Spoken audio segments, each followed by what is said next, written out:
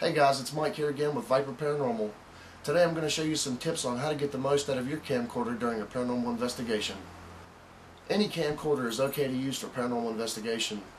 If you happen to be using a camcorder with a night vision feature, this is great for shooting at night. If your camera does not have a night vision feature, I would recommend either using some flashlights or getting an LED light to put on top of your camera. This is going to give you the best light for your situation. It's important to know the features and functions of your camera before you start using it for paranormal investigation. You always want to know where that record button is. In case you're shooting at nighttime, it's going to be easy to start and stop your recorder. Before your investigations, I would recommend fully charging all of your camcorder batteries the day of or the day before the investigation. This way you're sure to not lose any power from those batteries. When you go on an investigation, I would recommend bringing as many extra camcorder batteries as you can get your hands on. The battery that comes with our camera is the Sony battery. You get about an hour of recording time with it. If you close your LCD screen and use your viewfinder, if you have that option, you can actually get a little more time than that. If you want to buy an extra Sony battery, it's going to cost you about $80. Personally, I think this is completely ridiculous. So you can actually go out and buy these extender batteries. Sometimes you can get up to 10 hours worth of camera usage with this battery, which is great. And these are a whole lot cheaper than the Sony batteries. When you're investigating with your camera, it's always important to use the highest quality setting that your camera has, whether it be a mini DV or a high 8 or a digital hard disk camera. It doesn't matter. Make sure you always use the highest possible quality setting for the best quality footage. Now, when you're investigating with your camera, there's a couple things you want to avoid. At no point during an investigation do you really need to zoom in on anything, so I would recommend zooming your camera all the way out and leaving it that way. It's also going to cut down on a lot of the shaky video that you get from sometimes zooming your camera in. If your camera has any built-in effects, make sure all of these are turned off, as these are not necessary for paranormal investigation either. Another thing to avoid, and this is a common mistake, and I've been known to make this mistake a time or two, is shooting the ground. When you're walking around with your camera, make sure it's not pointed at the ground. Point it up at something, because there's nothing more boring than watching 2 hours of footage of the ground. Now, there are a couple different ways you can hold your camera when you're shooting video. The first and most common way is you're holding the camera in front of your face, looking through your LCD or your viewfinder, and you're holding your arm at a 45-degree angle. This way you can get good pans and good movement with the camera. If you've been investigating for a while, there's a good chance your arm might get tired, and if this happens, a lot of times your shot will get a little shaky. So a second method is to actually take your camera and you're going to hold it about waist high, and you're going to hold it underhanded like this, and you can do your same pans and get about as good of control as you can using the first method. So if your arm's getting tired from holding it up like this, bring it down here and it's going to make it a little bit easier. If you're like a lot of investigators, you prefer using the autofocus feature over the manual focus. Now, the autofocus is a great feature, but it does have some drawbacks. Imagine you're out investigating with your group and an investigator walks in front of the camera, or you hear a sound and you turn to see what that sound is. Well, your camera is really going to go out of focus, and it could take 2 to 3 seconds for it to focus back in on whatever you were pointing it at. Now, here's where the problem lies. Let's say we're out investigating and something paranormal does happen. I catch it on video, but I'm left with a full-bodied, out-of-focus apparition.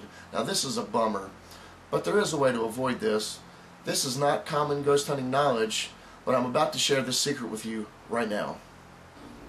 Okay guys, we're in the field, we're investigating, we're walking around, we're doing some pans and whatnot, and if you notice as I'm moving the camera, as something new jumps in, that camera is really going out of focus. It's going out of focus really bad. And again, this is in autofocus, and a lot of times changes in light are actually going to cause your camera to go out of focus too. Now, here's how we're going to fix it. Okay guys, now we're going to fix it. The one and only time that you should use your zoom on a paranormal investigation. This works a little bit better off of a tripod, but you can do it holding it in your hand. What you're going to do is you're going to zoom all the way in on something in autofocus, and you're actually going to let your camera focus on that picture that you're zoomed into, and then what you're going to do is you're going to click it over to manual. So what we've done here is we've zoomed all the way in and we've focused in on something.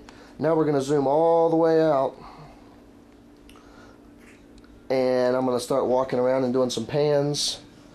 And if you notice, at no point, no matter where I go, does the camera ever go out of focus.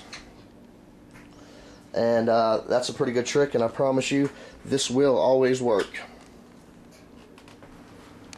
Okay, now let's talk about some shooting techniques. When you're in the field investigating, there's a couple things you want to do. You want to make sure that your camera is as steady as possible, so hold it whichever way is more comfortable for you and whichever way you can keep it the steadiest. And remember to keep your camera zoomed completely out. Now when you're shooting and you're moving your camera, you want to just do short pans. You want to do them very slow, side to side.